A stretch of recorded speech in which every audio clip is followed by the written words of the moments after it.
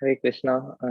First of all, I want to thank you all for being here and also for encouraging me to speak, I would say, because it has given me, also encouraged me to hear more attentively and dive more deeply on this topic. So I want to thank you all for this opportunity, and hopefully I can say something meaningful, add value, and say something in our parampara. We begin with prayers. ज्ञानतिमिरन्धस्य ज्ञानाञ्जनशलाकया चक्षुरुन्मिलितं येन तस्मै श्रीगुरुवे नमः। श्रीचैतन्यमनोभीष्टं स्थापितं येन भूतले स्वयं रूपा कदा मह्यं ददाति स्वपदान्तिकं। वन्देऽहं श्रीगुरो श्रीयुतापदकमलं श्रीगुरून् वैष्णवांश्च श्रीरूपं साग्रजातां सहगना रघुनाथान् वितं तं सजीवं साद्वैतं सावधूतं परिजनासहितं कृष्णचैतन्यदेवं श्रीराधा कृष्णपादान् सहगना ललिता श्रीविशाखान्वितांश्च नमो विष्णुपादाय कृष्णपृष्ठाय भूतले श्रीमते भक्तिवेदान्त स्वामिनिति नामिने। नमस्ते सरस्वती देवे गौरवाणी प्रचारिणे निर्विशेषा शून्यवादी पाश्चात्य शतारिणे वाञ्छकल्पातरुभ्यश्च कृपा सिन्धुभ्य एव च पतितानां पावनेभ्यो वैष्णवेभ्यो नमो नमः। जय श्री कृष्ण चैतन्य प्रभु नित्यानंद श्री अद्वैत गदाधर श्रीवासदि गौरभक्तवृंद। हरे कृष्णा कृष्णा कृष्णा हरे हरे, हरे Ram Ram Ram Hare Hare. Let me share my screen.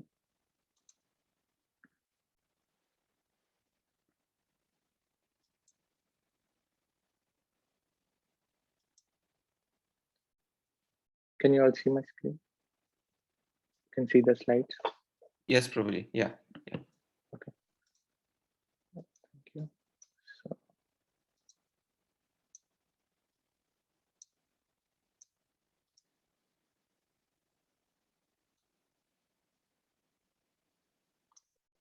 okay. So, the art of forgiveness. This was a talk by His Holiness Radhanath Swami Maharaj, which he gave in Prerna 2014, and I have some 2004. Sorry, so I have some notes from that, and I'll try to repeat from that. Okay, so let's start. So, starting with why should we forgive somebody? Why is forgiveness important? So, this Kali Yuga is the age which are full of quarrel and hypocrisy. And if we want to be peaceful, have a peace of mind, it is extremely important to have this quality of forgiveness, to practice this quality. If we cannot forgive, then there is no possibility of any relationship surviving at any level, whether it is between a god brother and god brother, or between a god sister and god sister, husband and wife, friend and friend, neighbor and neighbor, between religions, between different academic groups, between castes, or even between nations. Without the quality of forgiveness, there is no possibility of any relationship surviving. And it is the nature of this world that it is governed by laws. There is the law of gravity, which gravity pulls everything down. And it is a great effort to keep anything up. There are so many stimulations in this world that drag everything down, especially our consciousness and our relationships. And without the quality of forgiveness, everything sacred in life will collapse. Sometimes someone hurts us and we are very angry. We feel that our rights have been violated, and we pick up a hot burning coal that's burning from within and without. We pick it up, we are holding it in our hands week after week, year after year, with the intention of throwing it at the person who abused us. And guess what? Who suffers in this process? It is we who suffer. Resentment, hatred, and vengefulness. All of these qualities are like burning fire that we keep in our hand. And what will happen? It will burn to ashes all our virtues, all our spiritual qualities, and it will make us simply miserable. Any sensitive doctor who knows that emotional turbulence creates emotional and physical disease, especially the poison of hatred and these intentions towards others, it is poison. Forgiveness is the art that liberates us from this toxic poison and saves our spiritual and emotional health.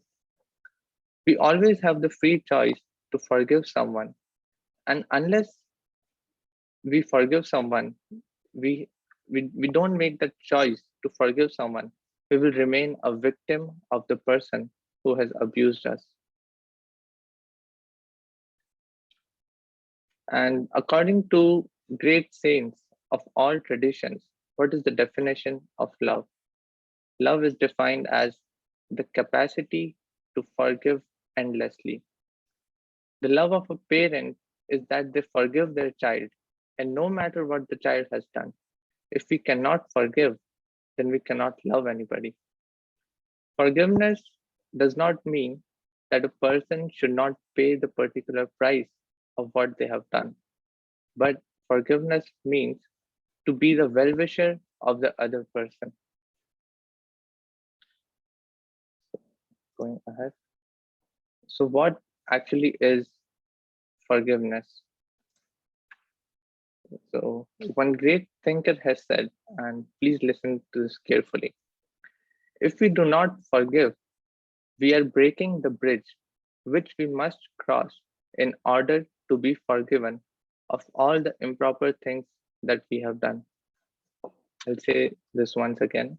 If we do not forgive, we are breaking the bridge that we must cross in order to be forgiven of all the improper things that we have done. We see today that brothers are fighting amongst themselves. There's fight between friends and friends. There's fight between people of the same spiritual mission. There's fight between nations, between people of different races, of different religions. And this is all because of just one thing, because of inability to make the choice to forgive others. People, just because they cannot make this choice, they are fighting for something that has been done like years ago, like because their forefathers did something 1,000 years ago, and they still want to avenge that just because they cannot make this choice to forgive the other person. William Blake has said that it is much easier to forgive an enemy than to forgive a friend. I hope that makes sense. And when a police officer was asked, like, what do they fear more? Like, he said, I fear to enter a situation not where there is a fight going on between two gangsters or between two groups, but I fear to enter a situation like where there is fight between loved ones, because the heat of the situation is so much that you cannot anticipate what is going to happen and the way a person may react. So without forgiveness, no relationship can be satisfying. It is a universal principle of all spiritual paths. In the New Testament, Jesus Christ teaches his devotees how to pray. He taught, my Lord, please forgive me as I forgive others who have trust on me. He explained that unless we forgive those who hurt us, God will not forgive us. In other words, In forgiving, we are forgiven. Forgiveness is the bridge we must cross in order to be forgiven. We should not burn down that bridge. Unless we pray to love those who persecute us, we will not be seen in positive light by the Lord. When Lord Jesus Christ, he was on the crucifix, after being beaten and tortured and blasphemed, just before he entered into his state of samadhi, his last prayer was, "My dear Father, please forgive them. They do not know what they do." It is said that forgiveness is the fragrance that a sweet smelling flower, like a rose or a violet, leaves on the heel that has just crushed it. I will repeat that once again. Forgiveness is the fragrance that a sweet smelling flower, like a rose or a violet, leaves on the heel that has just crushed it. In Bhagavad Gita, the Sanskrit word for forgiveness is Shama. There it is said that Shama is created by God Himself. Because the Supreme Absolute Truth is all forgiving, and He has given that power within every living being, because we are the parts and parcel of the Supreme Lord. Chanakya Pandit says that the beauty of a cuckoo bird is in its sweet voice, the beauty of a woman is in her chastity, and even an ugly person is considered beautiful if he has knowledge. And what is the quality of a saintly person? Why he is considered saintly is because of his power to forgive. And our Srila Prabhupada has given great emphasis on this. The beauty of a tapasvi or a saintly person is their willingness and ability to forgive any situation under any circumstance. In the ninth canto of Srimad Bhagavatam, it is said that qualified brahmanas are worshipped by the people in general in this world because they have the quality of forgiveness. The quality of forgiveness is more illuminating than the light of the sun, and those who have the ability to forgive are invested with the power to access the mercy and the love of God. So, yes, having said this, like practicing forgiveness, but how can we actually be forgiving? How can we actually practice that in our own life? It is easy to talk theoretically about all of this, but when we ourselves are faced with injustice, it's very difficult. So let's try to understand this philosophically, then by looking at some examples and also at some tools which we can use when we are faced with such situations when we want to forgive somebody. So starting with that, the first thing is trying to understand is that I am not the body, I am a spirit soul. These bodies are just temporary vehicles, and we are the spirit soul. That is the first teaching of the Bhagavad Gita. Dehinosmin yatha dehe kaumaram yauvanam jara tatha dehantara prapti dhiras tatra namuyati. As the embodied soul passes from boyhood to youth to old age, the soul similarly passes from one body to another body at death.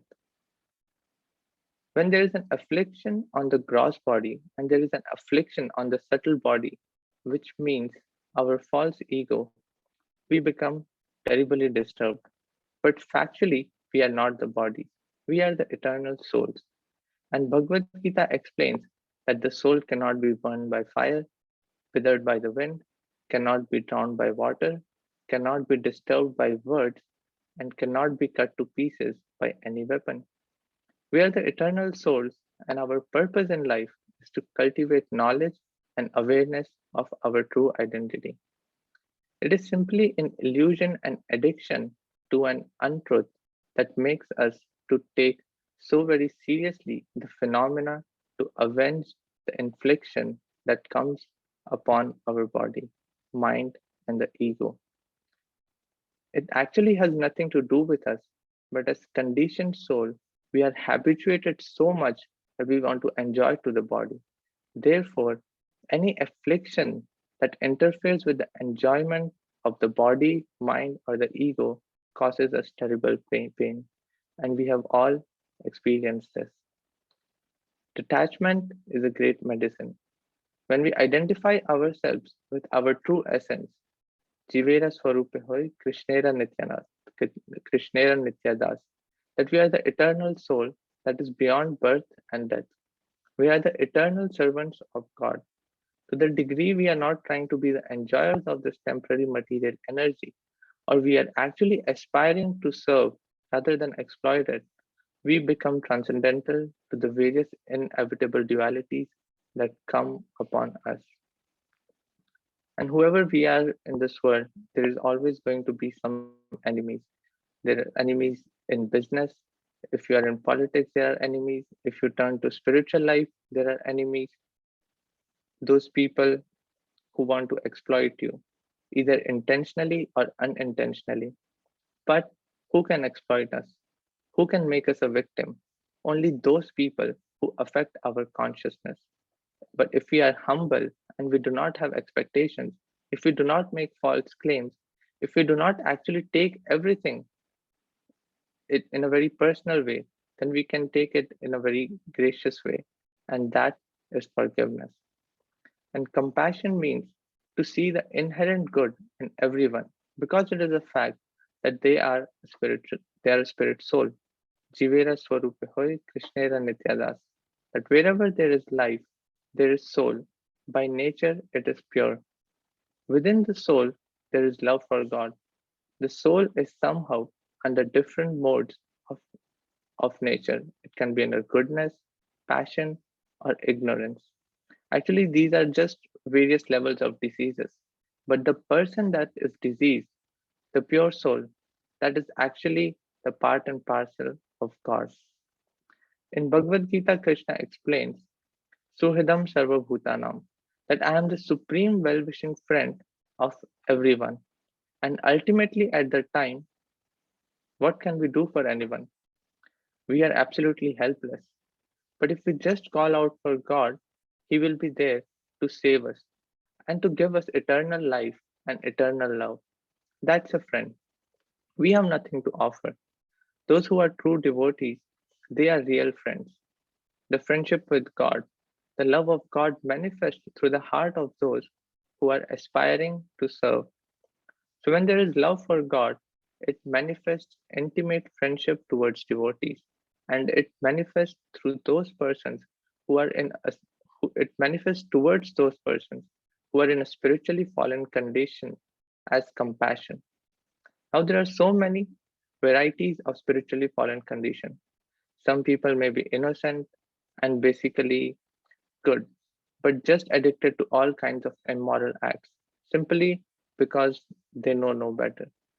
Other people, they are engaged in horrible activities simply because they have been victimized in their own life, but they are all souls under different modes of material nature.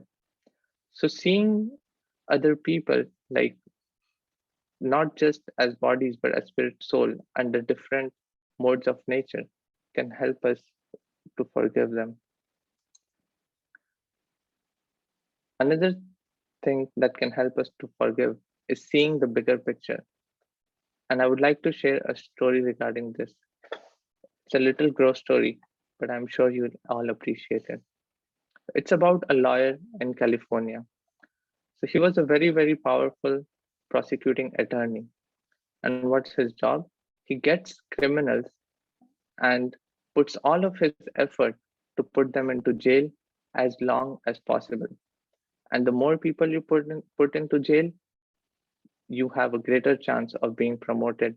You get promoted to attorney general, then you can also one day maybe become the president if you are very successful. So what happened is there was a prostitute and she was involved in all sorts of activities of robbing, stealing, and she was also selling drugs. So somehow or other, he was on her case and he was successful in putting her in jail. for 20 years. And then this lady, she was in jail, and from there, she wrote a letter to him. She said, I want to talk to you. And he came, and she said, I do not want anything from you because now it is too late. I'm already here, and there is nothing you can do to help me. But I just want to reveal my heart to you. So he was listening, and she said, when I was a little girl, I was violently and sexually abused regularly. Then I got married, and I had 3 children. My husband would beat me. He was an alcoholic, and ultimately he left me. And now, after several years, I do not know where he is. He's just gone. I'm from a poor background. I have no education, not by my own will, but my parents put me to work. They could not afford to educate me. Now I have a 2 year old, I have a 5 year old, and an 8 year old child, and they are living in the ghetto. In order for me to have a home for them, in order for me to have food for them, to give them medicine, they're always getting sick. I have to work. But at the same time, I cannot afford the expenses. I have to take care of them. I need to I need to be I need to be there for them. They are tiny children. And this is the only way I know that I could take care of my children. I only have couple of hours a day. And what could I do other than sell drugs? I did not know anything else that I could do. And now I'm here for 10 to 20 years, and I do not know what will happen to my children. They will be sent away to some orphanage, and where they are going to be abused, and nobody is going to take care of them. I am a mother. I just want you to know my heart and what I'm feeling for my children right now. That's all. And just this one incident changed the life of this person. From being a prosecuting attorney, he became a criminal lawyer, and he would only take cases of those people who he felt were victimized by some happenings in their life, and he would help them and defend them. So why am I telling you this story? Because most people who are bad and who even if inflict suffering upon us, they are like that because in the past they were victimized. They went through hellish conditions. They may have even been abused in so many ways. And if we actually look into why a person is doing what they are doing, even if it is bad, if we actually study that historically, emotionally, psychologically, we will probably never hate the person, but feel sympathy and sorry for them and hate the act that they are doing under the influence of the victimization upon them. And that is compassion. To see the disease that the people are suffering, we try to help them and not to condemn them. Bhaktivinoda Thakur explains that on the pure spiritual perspective, how forgiveness is inherent within love of God. Bhakti means devotion, that is pure spiritual devotion, the natural energy between the soul and the supersoul or Krishna. And Danya and Daya are inherent within devotion. Danya is humility. Humility means I am very insignificant and God is great. I am very fallen. I do not deserve that God's mercy is all I have to depend on. It is my great hope. I really have no possession. I am nothing. I am simply depending on the grace of God. That is Danya or humility. And what is Daya? Daya is that same tender affection towards Krishna, towards all living entities, who are all the eternal servants of God. For bhakti is our affection to Krishna, and daya or mercy or compassion is our affection towards other living entities, knowing that they are parts of God. And Bhaktivinoda Thakur explains, we are thinking that I am very fallen, I am very unqualified, I have no right to judge anyone else, I have no right to punish anyone else. That's not my position. That is humility. When that mixes with affection and sympathy for other living beings, Shama or forgiveness is created. Thus, forgiveness is the quality of devotion, of love of God. Move on. So, moving on. Do not blame the instrument of your karma. In Srimad Bhagavatam describes in 10.14.8 that te nukampam susumikshmano bhunjan evatmakritam vipakam hridva vapurvir namaste jive tayo mukti pade sadayabhak.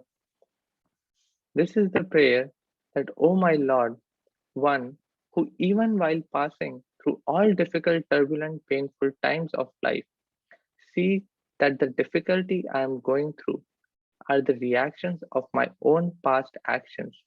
Therefore, I do not blame anyone, but in that situation, with folded palms, I remember you.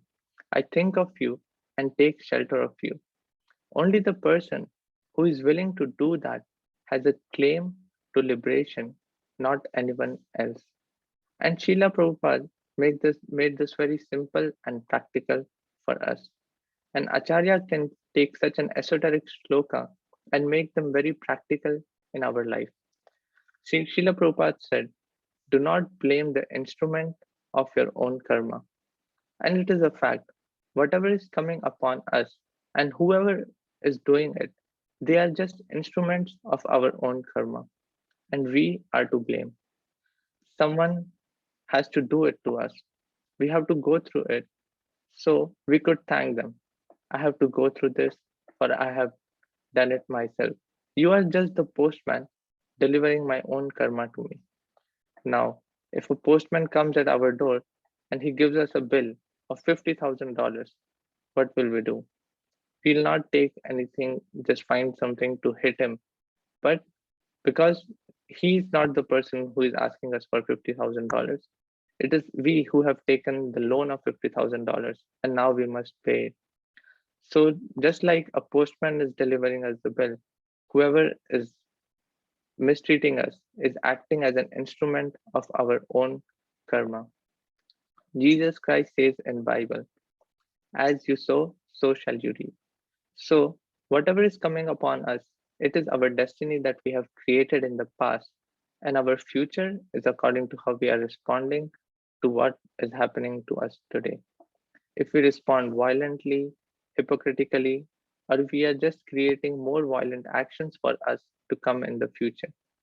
If we understand that I have to go through this, I have to change this, and I should be forgiving to the instrument of my own karma, then we will be purified.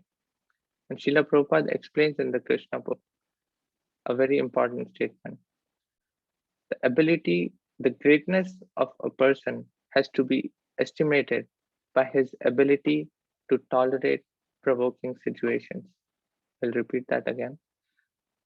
The greatness of a person has to be estimated by his or her ability to tolerate provoking situations. From a spiritual point of view, this is the meaning of greatness. This is a Mahatma, a great person. Greatness has nothing to do with how much money we are making, what kind of house we are having, what kind of car we are driving, the kind of job we have, what kind of education we have, or the kind of business we are doing. But it is the ability to tolerate provoking situation. And this tolerance is non-different than forgiveness. To tolerate means we must be able to forgive. Now, let's look at some examples from the Shastras of who practiced forgiveness. So we all know the story of Brigumani. So first, Brigumani went to Lord Brahma, and Lord Brahma is his father. And when he went to Lord Brahma, he did not pay obeisances, he did not pay his respects. And Lord Brahma became very angry seeing that. Then next, Brigumani went to Lord Shiva. And upon seeing Lord Shiva, While he was coming to hug him, Brigumuni said, "Don't hug me, go away from here. You are such a dirty person covered with all ashes. See where you are staying." And Lord Shiva became very angry and he picked up his trident and he was be going to rushing towards Brigumuni. And after that, Brigumuni got away from there and then he went to Lord Vishnu, where he was laying on Sheshnag with Mother Lakshmi serving him. And he directly entered there and he kicked the chest of Lord Vishnu. And Lord Vishnu started to massage his feet and told him, My chest is so hard, your foot must have been hurt. Let me massage it. So this is the quality of forgiveness, which is present in its full in Lord Vishnu, and being parts and parcel of the God. It's also we also have that quality to some extent. And then another example from the scriptures is Lord Krishna. So Shishupal, he was always blaspheming Lord Krishna right from his birth. He was from the moment he began to speak, he was always blaspheming Lord Krishna, and he was just learning words to blaspheme more Lord Krishna, and Lord Krishna tolerated him throughout his life, unless in the once in the assembly when he blasphemed him like for 100 times, 100 blasphemies together, and then Lord Krishna ultimately delivered him, gave him his mercy by his Sudarshan Chakra. Then there is the story of Saint Francis, who is very uh, popular saint in the Christian tradition. So he was the son of a very wealthy merchant, but he decided to take up the life of a renunciate and and for the welfare and to act for the welfare of all the people. So one day he was walking to a very famous temple of the Saint Maria of Angel, and he was walking in the freezing cold with one of his other brothers, Leo. And he said to his brother that please write down whatever I am saying. So he said, "What is perfect joy?" And they were both walking. It was night time, and he started to say that if our brothers they give sight to the blind, they give ability to the lame to walk and to run, they give the ability to dumb to speak and the deaf to hear, and even if they raise a dead man to live to life, I do not consider that to be perfect joy. Our brothers, even if they are so deeply learned that they know all philosophy and they know all the science and they memorize expertly all the holy scriptures, I do not consider that perfect joy. Even if our brothers can prophesy what is going to happen and tell the future and understand astrology and understand the intelligence and the mentality of the species of life and reciprocate with all species in that way, I do not consider that to be perfect joy. Brother Leo was saying, what is perfect joy? St. Francis said, if we can preach the message of God and convert every human being in the entire world to our faith, I do not consider that to be perfect joy.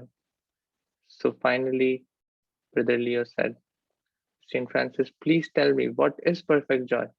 And St. Francis said, when we get to our destination and in the middle of the night, in freezing cold, covered with mud, we are starving and hungry and thirsty.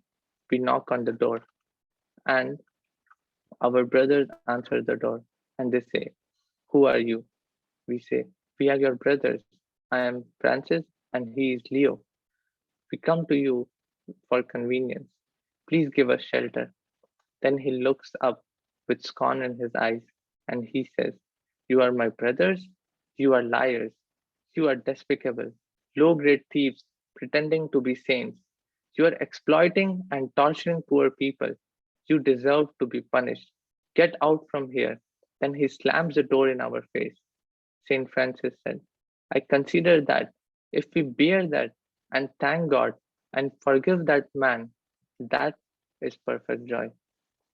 Then we will suffer so bad the starts to fall, and we are dying, and we are freezing, we are starving, and we are desperately knocking on the door again. And he comes to the door and he says, "Oh, you are that. You said, my brother, you are my brother. Please show me mercy." And then in that situation, we are starving and freezing, and he comes with a stick and he beats us to, and drives us away from there.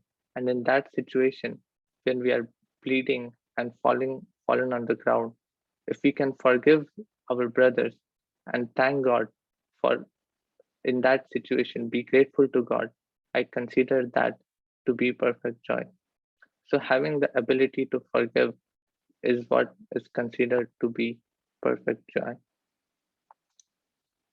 Then the story of Ambrish Maharaj. Ambrish Maharaj was cursed. Ambrish Maharaj was fasting for one entire year, and after, at the end of the year, when it was time to break the fast, somehow Brigumani, uh, somehow Durvasa Muni came and he wanted to take a bath, and it was also the time to break the fast, but he could not do that before serving his guests. So he was in a dilemma what to do. So he consulted his uh, ministers, and his ministers said that if you take Charnamrit, it is simultaneously breaking the fast and also not breaking the fast. But somehow Durvasa Muni got to know that by his mystic powers, and he became so angry that he came to Ambrish Maharaj that how can you eat anything before first serving your guest? And he created a fiery demon out of his hair, and that began to come after Ambrish Maharaj. And Ambrish Maharaj surrendered to Lord Krishna, Lord Vishnu, and immediately the Lord Vishnu's chakra came behind that monster, the fiery demon, and drove away that demon. And now that demon started running behind Durvasa Muni. He, sorry, the chakra killed the demon, and now the chakra started running behind Durvasa Muni. And Durvasa Muni was running for one entire year. He went throughout the universe to all the different demigods, seeking for help. Please help me. And finally, he went to the abode of Lord Vishnu. That please forgive me. Please take back your chakra. And Lord Vishnu said, I cannot forgive you. And Durvasa Muni said, but it is your chakra. Please do something. He said, you have offended my devotee only, and I have given myself to my devotees. I am a property of my devotees. Please go and ask forgiveness from Ambrish Maharaj. Only he can save you. And then when Durvasa Muni came back after one entire year, what was Ambrish Maharaj doing? He was still fasting for one entire year until Durvasa Muni came back. And he had already forgiven him, and he said, you are my guest, please come. And then he served him. So this is the quality of Ambrish Maharaj. Then Yudhishthir Maharaj and the Pandavas, they were mistreated like throughout their life. They right they had uh, they were rightful heirs to the throne, but somehow Duryodhana treated them, tried to kill them, and betray them in so many ways. And once in the forest, while they were in the forest, Draupadi was weeping at seeing Yudhishthir's condition, and she was saying to him that that you actually deserve to be the king, and we are suffering in this way. We are eating only fruits and berries, and Bhima is never satisfied. And what did Yudhishthir Maharaj say? He said, if we become envious, then we have caught the same contagious disease of Duryodhan. To be forgiving is real victory. And Yudhishthir Maharaj praised him. So we can see how Yudhishthir Maharaj always practiced that quality of forgiveness. Parikshit Maharaj, who is uh, who was cursed to die in 7 days, and he did not. when he heard that curse, he did not curse back. He had the power to curse back and to nullify the curse, but he did not do that. He just forgave the Brahmana, accepted this, and he took that as an opportunity in the last 7 days of his life to take shelter of Krishna. We have Nityanand Prabhu. Nityanand Prabhu was always preaching the glories of the Lord, and one day when he was preaching to Jagai and Madai, they beat him with a pot. And who is Nityanand Prabhu? Nityanand Prabhu is the spiritual master, the original spiritual master, Anant Sesh. And when he was beaten with the pot, he was bleeding, and but he did not take any offense personally. He forgave Jagai and Madai. And when Lord Chaitanya Mahaprabhu was about to kill them, like he was in his fearful form, showing his chakra, Lord Nityanand Prabhu saved him, and he said, "Save them." He begged the Lord to please forgive them. So we can see how Nityanand Prabhu practiced this quality of forgiveness. And then the last example we'll see is Haridas Thakur, that although he was born in a very untouchable family and in a different religion, but somehow he loved Krishna, and he was always chanting the names of Krishna. And once, while he was in his cave, somebody sent some envious person. They hired a prostitute to blaspheme Haridas Thakur, and he was telling this prostitute that. So when this prostitute came, he told her that she wanted to spend some time with Haridas Thakur, and Haridas Thakur told, "After I'm done with my chanting, then uh, then then I can spend some time with you." So for the first night, the entire night he was chanting, and then she said, uh, you did not give me any time." So Haridas Thakur said, "Okay, you come later today after I'm done with my chanting, then I will give you some time." So like this for 3 nights, and after 3 nights, that prostitute told her, "I actually came here to destroy your spiritual practice and to blaspheme you, and such person sent me. But now, just by being in your association for 3 days, I have been transformed. Please forgive me because I was about to engage in this activity." And Haridas Thakur said, "I knew that you were going to come, and I just stayed back. Actually, I was going to leave this place, but I just stayed back to deliver you." So that is real forgiveness, to be a well wisher for the other person. And he told her, then he told her that now I'm now I'm going. You can have this cave. Always chant the holy names of Krishna. And then that prostitute became a devotee. And there are many instances when we can see Haridas Thakur exemplified this quality. One instance is when Haridas Thakur was being beaten in 24 marketplaces.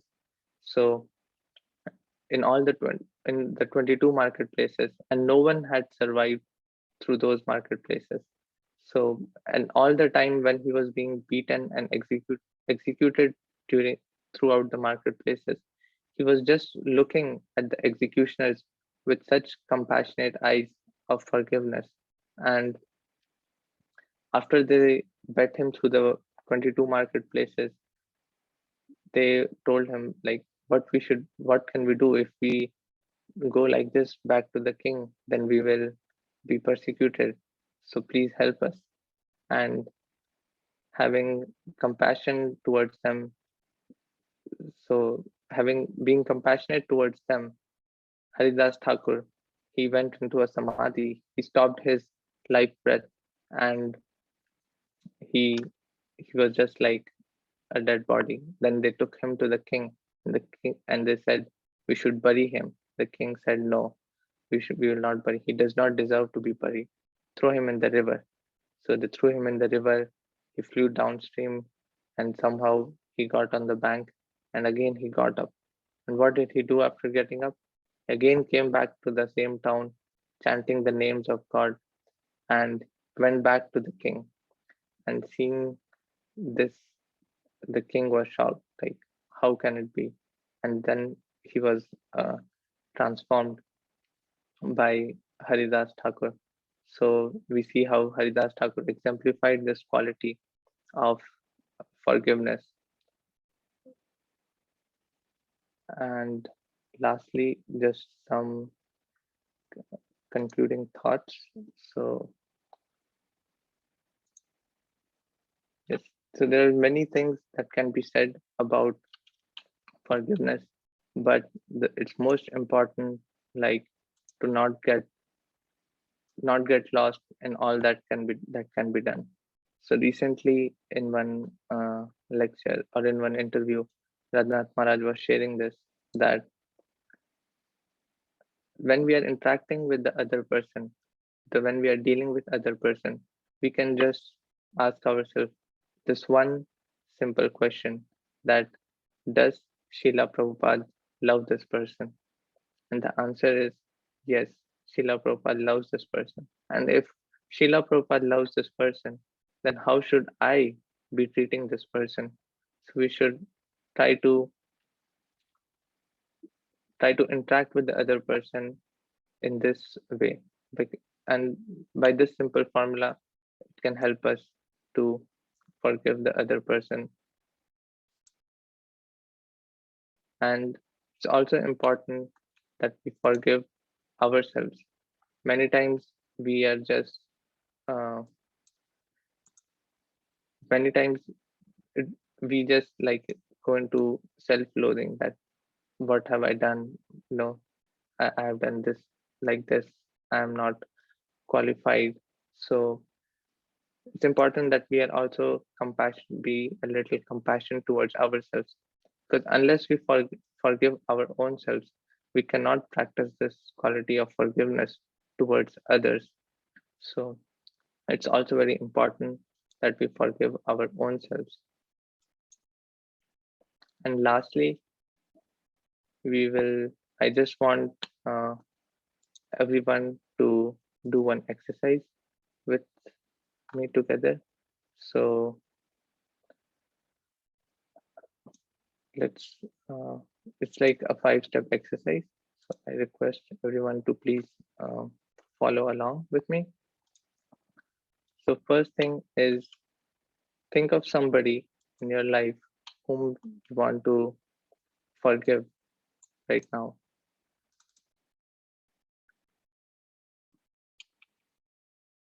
Okay, and is everyone with me? If I can get some Yes, thumbs bro. up or something. Yep.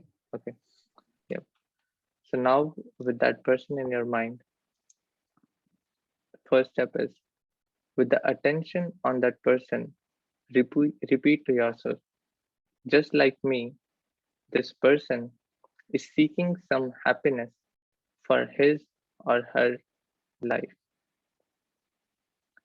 Now, with the attention on that person, repeat to yourself, just like me, this person is trying to avoid suffering in his or her life.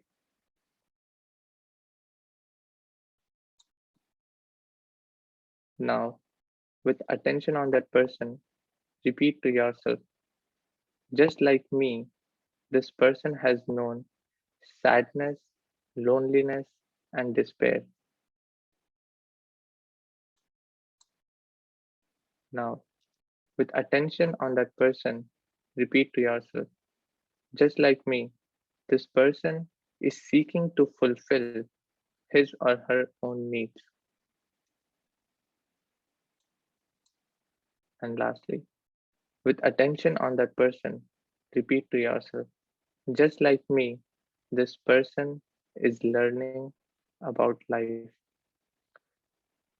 Now, hopefully, you feel a little bit more forgiving towards this person, less hatred.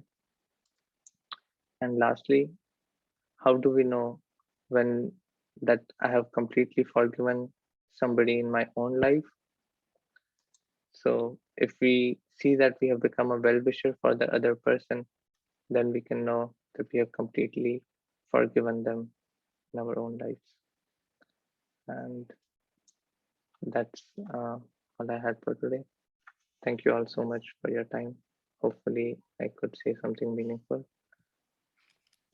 and add value. Hare Krishna.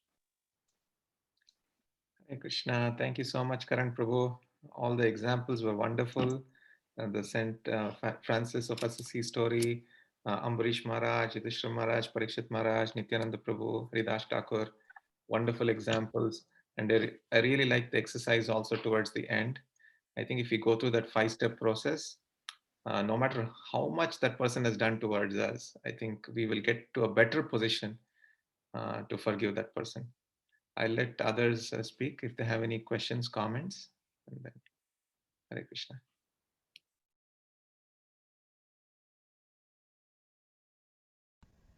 Hare Krishna and Karan Prabhu. Dandavat pranams. I'm sorry, can you hear me? Okay. Yes, Madhu. Yes. Perfect. No, apologize. Another session said they couldn't hear me and I'm on my laptop. Thank you so much. I thought your presentation was fantastic and just really great. There were a lot of things I really appreciated. First, I'm very impressed that you can speak so fluidly and eloquently and so deeply about each slide and topic with barely anything on it. You know, most of the times people need pointers and it just and it really it's a very nice tactic too because it really allows us to hone in on you. So I appreciated just your sincerity that I believe you're able to speak so fluidly because of your sincerity. Um, and just as a general comment, it's funny because I would say from from kind of the outside, you and I are like complete opposites. I'm like loud and I'm energetic and I'm talkative and I'm like sometimes the first ones to go and you're very mild and a little on the shy or quiet side and sometimes the last one to speak. But just through all the years, you realize the ones that are, the quietest have the most to say and the most to give. And I really appreciate it. I think your presentation really showed that. I took away so much from your presentation. And again, the fact that you had just so many examples, able to speak so fluently and eloquently about every point and every story shows how actually learned, scholarly, and deep you are. So I just really appreciated your presentation, and and this is a nice reminder for me. A lot of times I feel like you have to capture someone's attention through, just being more, I don't want to say like out there or just louder or just more expressive. And I felt like you really kept, at least my attention the entire time, just through the content that you presented. And it was just so great. I really, really appreciated this presentation. Thank you so very much. Hare Krishna. Krishna. I will not take any credit for that. I was just repeating what I heard from Maharaj. So, all nothing that I have said of my own over here. Hare Krishna, Karan Prabhu. Thank you so much for this session. It was really practical. You covered the concepts initially, and then you quoted Shastric examples, and then finally, in our life, how we can practice it. The 5-step program, the 5-step contemplation, and also the one thing that you mentioned. We should think that whether Prabhupada loves this person. That really hit home the point. I have a question regarding forgiving ourselves. So it is said that when we make mistakes, we are also supposed to repent for that mistake, right?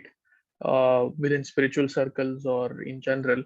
So, what is that balance, or rather, yeah, I just want to understand more deeply the aspect of repentance and the aspect of forgiving ourselves.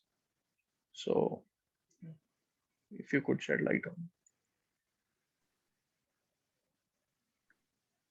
Mhm. Actually, I do not have uh, much realization on this. Gaur Kumar Prabhu, if you can.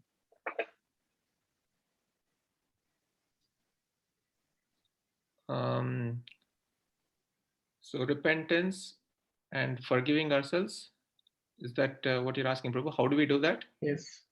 Yes. I mean, how do we strike the balance, and how do we understand that we are not just forgiving ourselves when we are supposed to actually repent, when repentance is what is required of the situation, and or even like whether we are unnecessarily repenting and dwelling or lamenting too much on something when we need to forgive ourselves and move on.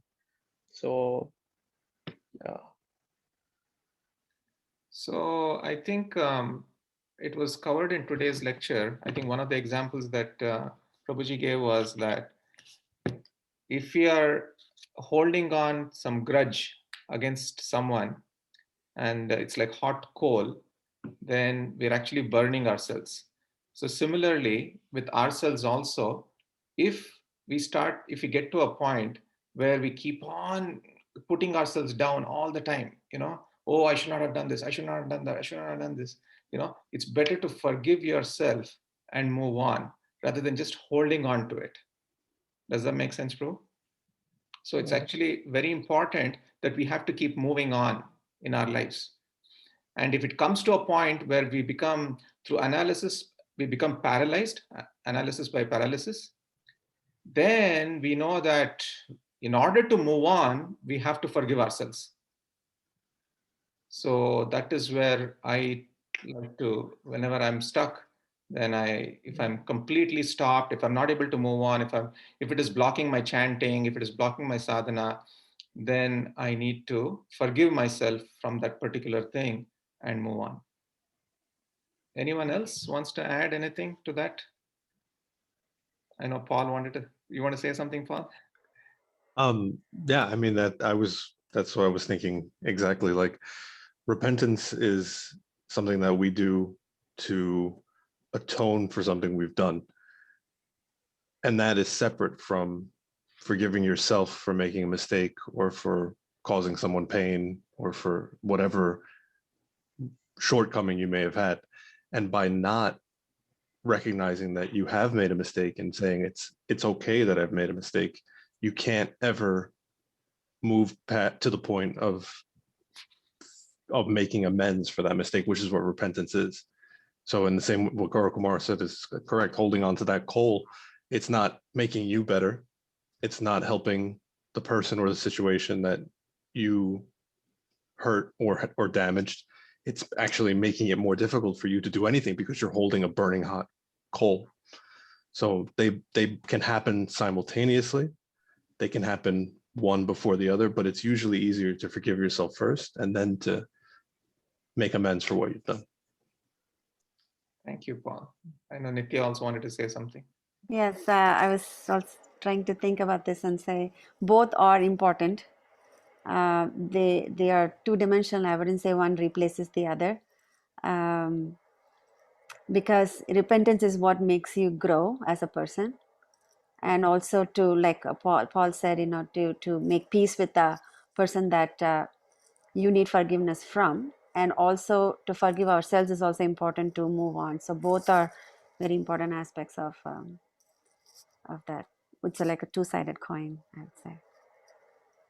While I'm on the talking, I just want to also mention Karan Prabhu's presentation was really amazing.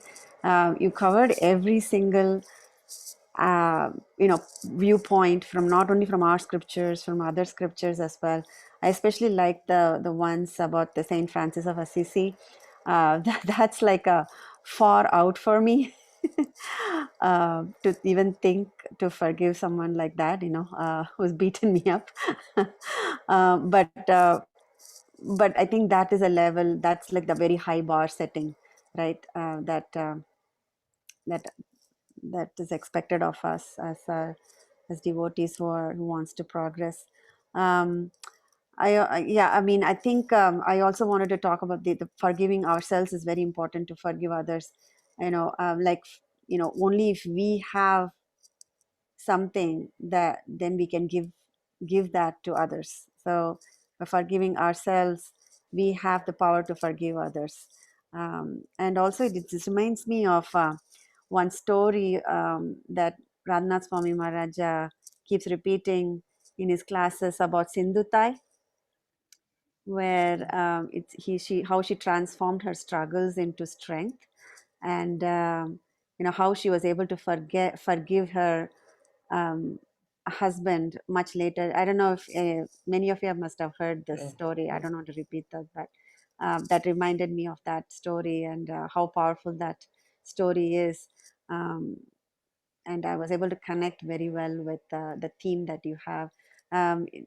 These kind of things that the last time you talked about relationships, and now it's forgiveness. It's really practical. It's really all. I love all your titles that you talk about. So I look forward to your classes. I mean, to everybody's classes, especially.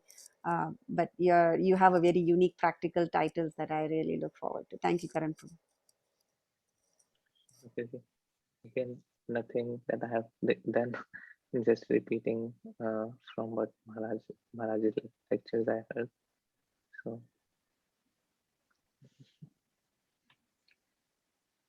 Hare Krishna, Karan Prabhu.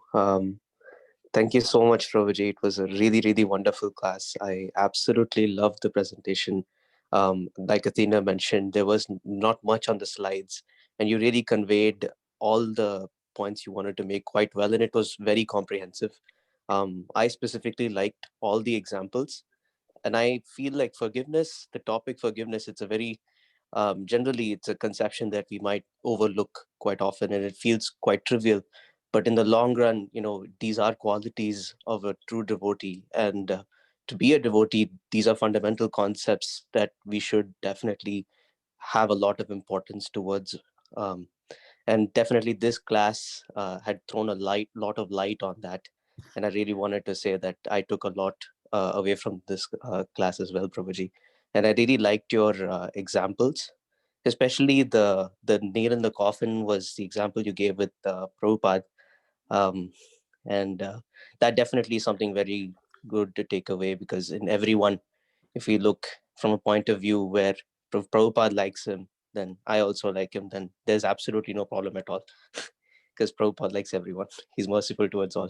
So, uh, yeah, thank you so much, Prabhu. Yep, it was very nice, and I absolutely loved it. Okay. Anyone else? Vishal Prabhu, your roommate is speaking today. Any thoughts? Hare Krishna, everyone. Yeah, I really loved what Athena Mataji and as Nitya Mataji said about Karan Prabhu, that how he is so deep.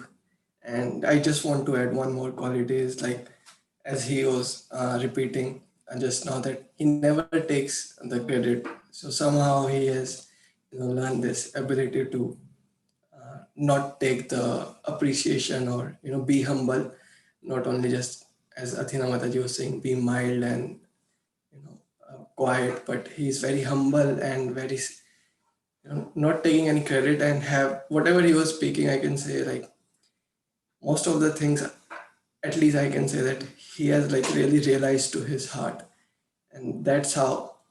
And I really like admire this about him, that he's like so deep. And as last lecture was about relationship, and this one about forgiveness. And yeah, I really loved every point, like from beginning, from that, like how we are like destroying the bridge if we are not forgiving others, how we are destroying the bridge to let ourselves being forgiven, and then the postman story, and then the lawyer story, and then how, as everyone said, that how if the person is loved by Prabhupada, then I must forgive, or I must behave with them very nicely. So that I really loved it, because that's how like we can think about our spiritual master, our guru, or anyone that who we love, that how will they treat the other person, and I have few questions, Prabhuji, that. So my first question is like regarding that postman story. So you said the postman is bringing, so it is like he is like an instrument. So what about if that instrument is repeated?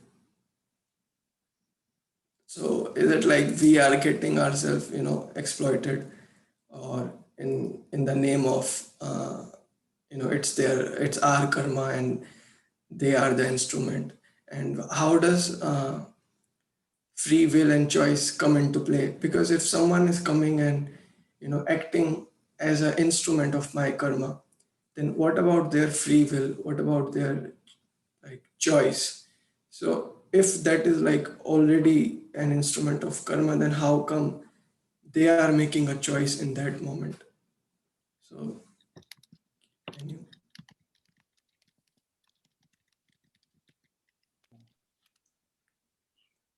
I think like understanding in that way karma is very, I think, difficult.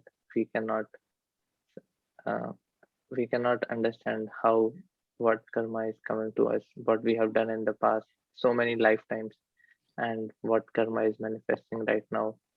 So it's a very complex thing. I think even Lord Brahma has a difficult time to understand that. So one thing like I like to see is like if we bite our tongue, then whom can we blame? If we bite our tongue, we hurt ourselves. Whom can we blame?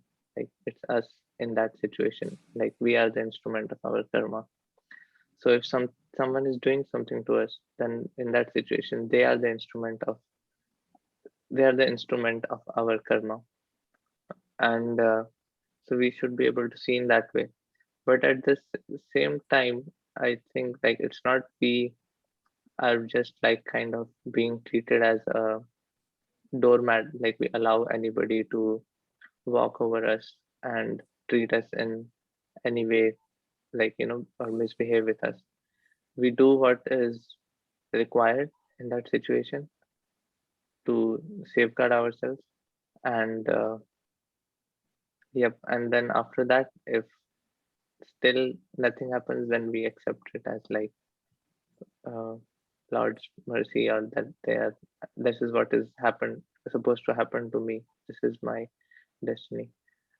But yeah, speaking of like where, and when it comes to us, we have that choice that we want to be an instrument of whether bring like cause pain to that person or pleasure to that person. It's an individual choice.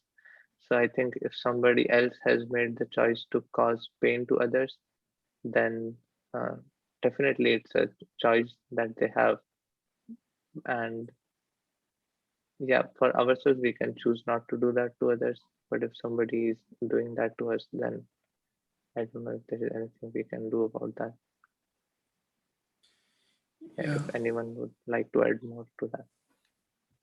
God, Just one thing, Prabhu. Elder Prabhu. Like in one of the classes by Shukwa Mataji in Brooklyn Temple, I remember. So, like, just going into the technicality of what Vishal Prabhu asked, like, what about the free will of that person who is inflicting pain on us, right? So, if it is he's an instrument of karma, then what about his free will? So both could be true.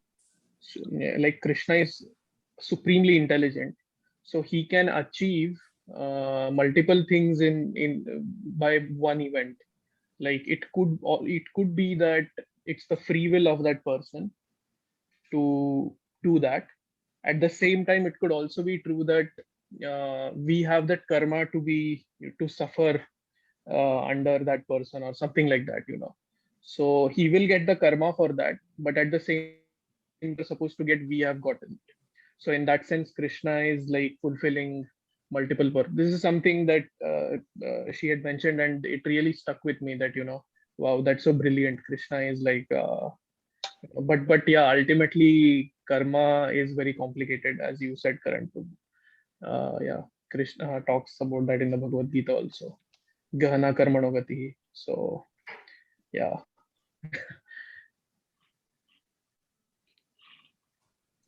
Yeah, so I just wanted to mention one thing here. So there are three different ways of forgiveness. Forgiveness, offering forgiveness with trust, offering forgiveness without trust, and is it even possible to offer forgiveness when there is abuse? So the first example of offering forgiveness without trust comes in the 10th canto of Vasudev and Kamsa. So here in that particular case, there was no trust, and still Vasudev forgave him and took his own child and kept giving to Kamsa. So that is the highest. And then offering forgiveness with trust. So this is the case, the example that comes is Vidura and Dhritarashtra. So here, in one sense, Vidura kept forgiving Dhritarashtra, but eventually Dhritarashtra accepted whatever Vidura offered and then took to the path that Vidura suggested. And the third case is where sometimes it's almost impossible to forgive based on the example that Vishal Prabhu kept saying. If they keep on hurting you, it goes to the extent of abuse, then it is recommended that you maintain a safe, healthy distance and let that person reform themselves.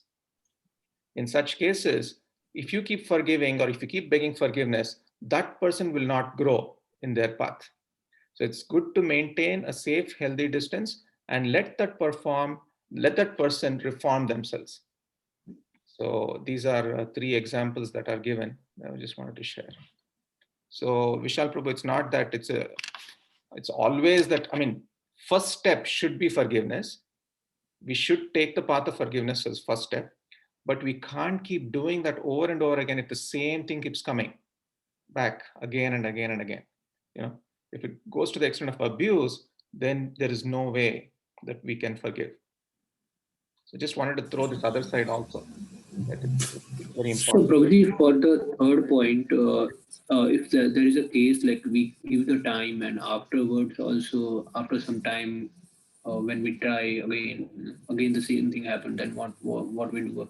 Like we cannot give them time every time, right? Yeah, we Like cannot. give them. So Yeah. what should we do then?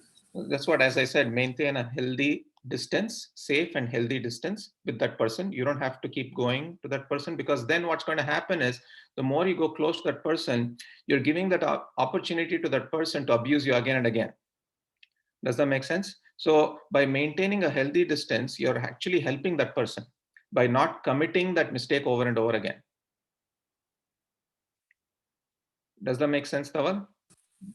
So for that, as you said, after after that, like for like 3 4 months or 5 months, what happens afterwards? Like we might have to go there. So from your side, you genuinely forgive that person. You genuinely forgive that person and move on. Okay. But after 5 6 months, if that person has reformed, if they come to you, and then you can again establish a relationship if you want to. But that's up to you. That's totally possible if you want to. But I'm just saying that if it becomes a case of abuse, then it's not that I have to forgive, I have to forgive, I have to forgive. That's not the thing here. That's what I'm saying. You can't keep doing that repeatedly, because you're begging forgiveness genuinely over and over again. And that person is just uh, controlling you by abusing you again and again. Then that's clearly not right.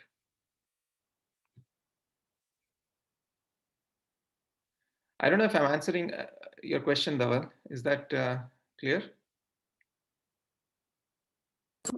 Then it comes down to like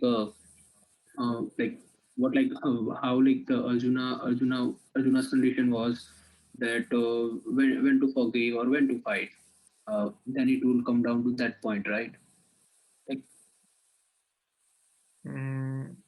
Arjuna's situation of when to forgive and when to fight. like he could have left the battle zone and he could have like forgiven all the misconducts which were done, but he was confused, and then Krishna guided him, and then he chose to fight, and he didn't choose the path of forgiveness.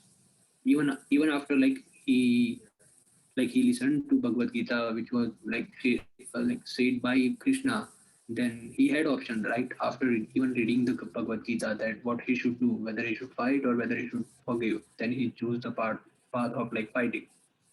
Hmm. I'll let Athena speak and then I'll answer your question. Yes, please go ahead, Athena. Hare Krishna. Well, actually, I'll address Dhaval Prabhu's comment about the forgiveness or the fighting. See, it's very interesting because, and please, like other who are Bhagavad Gita scholars or Mahabharata scholars, jump in.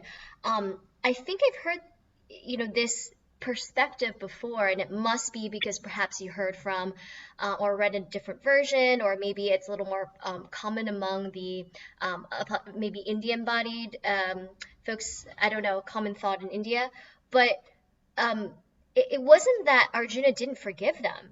He did. So did Yudhisthira. He forgave all of them in that sense when they were seeking peace. They said, yes, give us the 5 pieces of land and we will forgive everything.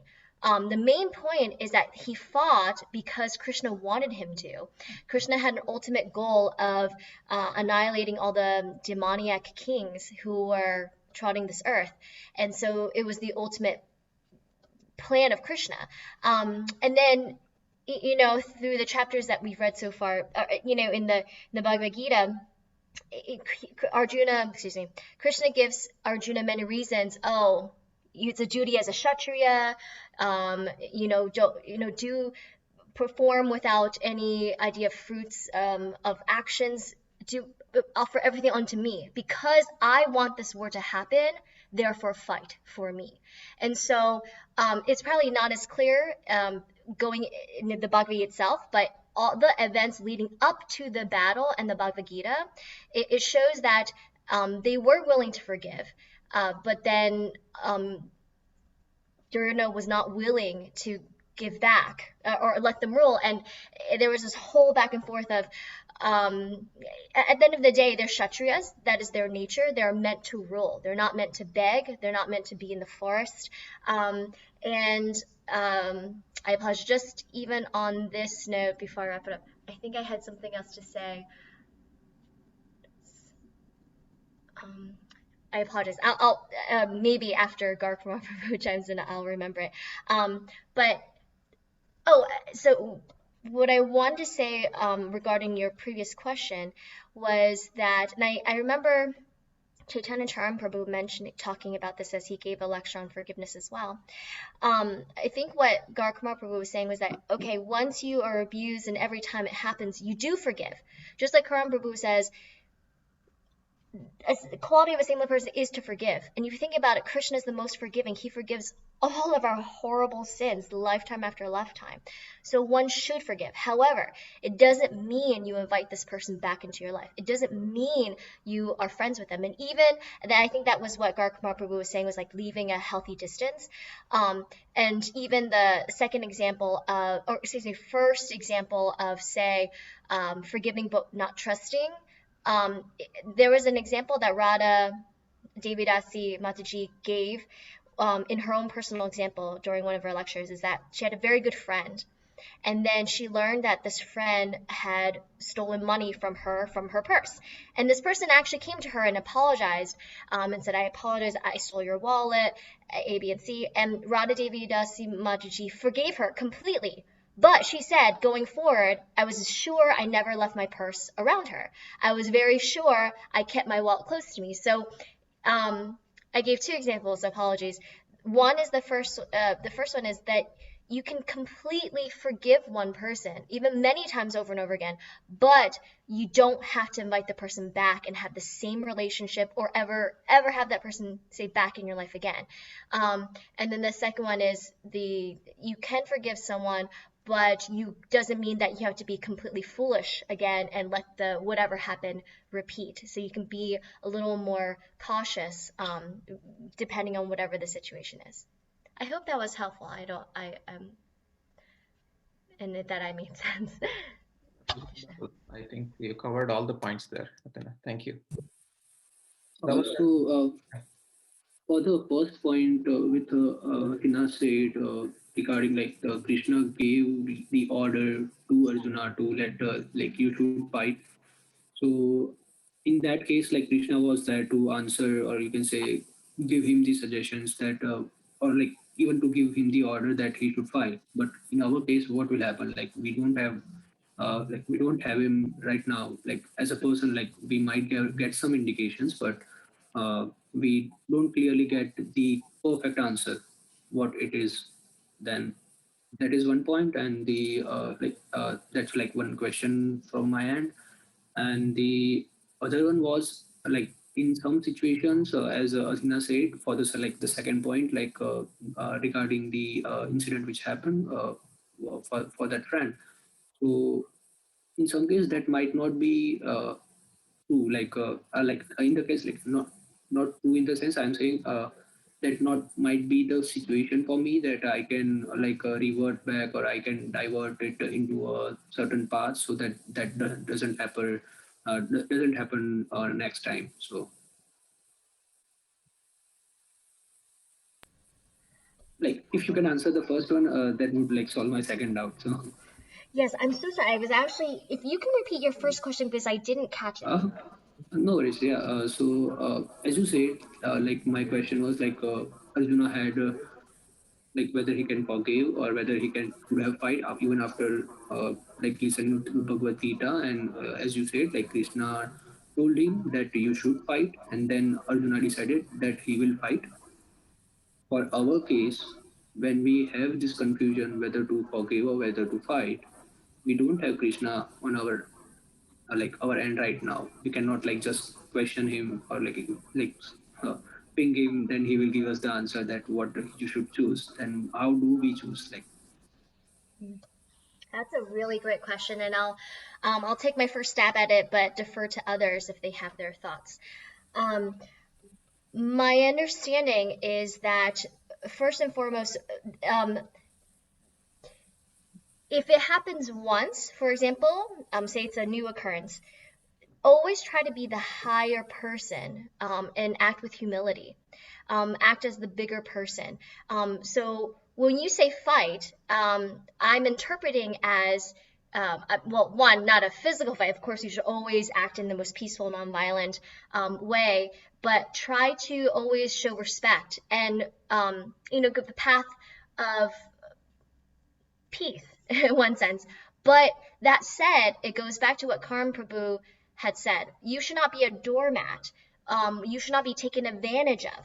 But for the most time, I realize you only really, I guess, realize you're being taken advantage of, or it goes one step too far, if it's consistently repeating over and over again. And if that is sincerely the case, and it's affecting, say, your service, or if you were to say consider Guru Sadhu Shastra, that whatever they do is actually against Dharma, immoral, then of course in every way you stand up for yourself. But what I've realized even through my own personal experiences, it's how you actually manage it and present it, how you actually deal with the person. You can stand up to someone without shouting and with being violent. You can be very strong and very respectful and hold your ground. It's how you deliver that message. In that sense, it's always peaceful, but you're um, never actually violent in that sense. But to tie it in one sense to um, the Pandavas case, it's very interesting because it's funny. They say the Mahabharata is actually a story of many contradictions because, in one sense, Krishna did want the fight to happen, yet he said, "Oh, forgive them." So, to be clear, from my reading of the Mahabharata so far, is that um, you know there were atrocities done to the Pandavas. And as Chaitanya Mahaprabhu has said, it's not that one lets these injustices not be addressed. These injustices have to be addressed. But they were all furious, yet Yudhisthira, who's the most dharmic, the eldest brother, out of their love and respect of their brother, he said, "We will forgive them absolutely everything they have done if they just give back what they promised, which is our land, or even give us 5 pieces of property." And as seething and anger, Bhima and Arjuna, all of them, they said, "Okay, we will forgive." That said, Krishna knows everything. He knew that Duryodhana would never, ever, ever give back any land, any of their belongings, what was rightfully theirs. Even to the point where Krishna went himself to plead for peace. So he knew that this, in the one sense, this was going to happen. So at the time of the battlefield, it's almost like everything's been assembled, and he says to Arjuna, fight for all these reasons. But it's not that forgiveness wasn't an option for them. And just to be clear, if for some reason Durna out of free will did give back everything, that would have been a great case and the perfect case. And Krishna's will of annihilating all the demoniac kings would have happened in a different way, because his will will always prevail. If Durna did give it back, then somehow there would be some other war, there'd be some other way that his will would have happened. So in that sense, I guess it's almost like you're going on a trip, the car is rented, people are waiting in the car, and all of a sudden you don't want to go anymore. It's just like, just go, it's going to happen. So that's my personal, not personal, but my understanding of also why Krishna wanted this to happen. It's at the nth hour, and the Kshatriya is being completely debilitated, which is not the normal role. And I'm sorry, I've been rambling a bit. I hope I answered that question, and I'll give them, if others want to correct me or address address it better than I have. Thank you so much. Gaurakumar, you would like to add something? So go ahead, Jitendra Prabhu. You go ahead, please. Yeah. So your question specifically regarding like Krishna was available for Arjuna to answer the question, but for us there is no Krishna, but we do have the representatives of Krishna. So in our situation, the best we can do, the best way we can approach a true representative of Krishna, or a true representative of a true representative of Krishna, or down the chain like that. So that is, I think, the best thing we can do in our context. Yeah, even though Krishna is not there. So yeah, and that is what the parampara system is ultimately, right? Krishna talks about the parampara system. So what is that? It's the knowledge of the Gita. It's coming as it is through Krishna's representatives.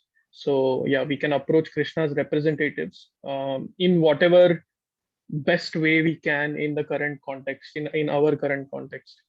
And yeah, I mean, Athena Mataji spoke very nicely that, so Arjun, so the Gita is very complicated in one sense. So Arjuna's reason to fight was not simplistically to retaliate, because there are multiple levels of reason Krishna gives, and the final ultimate reason is that Krishna's will has to prevail. And that's what Arjuna says to Krishna, that Karishye Vachanam Tava, right? When Krishna tells him, after the entire Gita in the 18th chapter, Krishna tells him that now I have told you all this, now you do what you have to do, deliberate on this knowledge, and you do what you have to do. Yathechasi tatha kuru. And that time Arjuna replies that yes, he doesn't say I will fight to retaliate, he will say I will do your will. So that is important there. So he does Krishna's will. So Arjuna's case is very yeah, it's a more elevated case, I would say. And as far as such situations go, again, this is my own analysis. There are two things here. There is an internal disposition we have, and there is an external response we give to the situation. So the internal disposition has to be of forgiveness as much as possible, but the external response has to be practical based on the context. So the internal disposition for Arjuna was of humility, was of even maybe forgiveness, but the external action that Arjuna did, that was based on context, because he was a Kshatriya, he had to fight. And then yeah, so there are these two things, and then I think we have to somehow, we all face this situation. Even I have faced situations where I've had to sometimes cut people off. But then, yeah, it depends. For my spiritual advancement, I would say, what disposition I have internally. Am I always grudgingly thinking about that person? Oh, he did this to me. He did this to me. It shouldn't have happened that way. Or I've forgiven internally, but then there is the other aspect, a different aspect altogether of how externally I respond to it, and that is where context comes into picture, I think. So, but yeah, ultimately it's based on what resources we have, based on the access we have to Krishna's teachings, true teachings. I think we can try to make an informed decision that way. Does that answer, Dawalji? Yes, Prabhuji. Yeah, answers. Okay, thank you. Okay, so any other final comments, thoughts? I think everybody spoke. So thank you all so much. I think it's time. It's 10:35. So just a couple of quick announcements. I'll just stop the recording.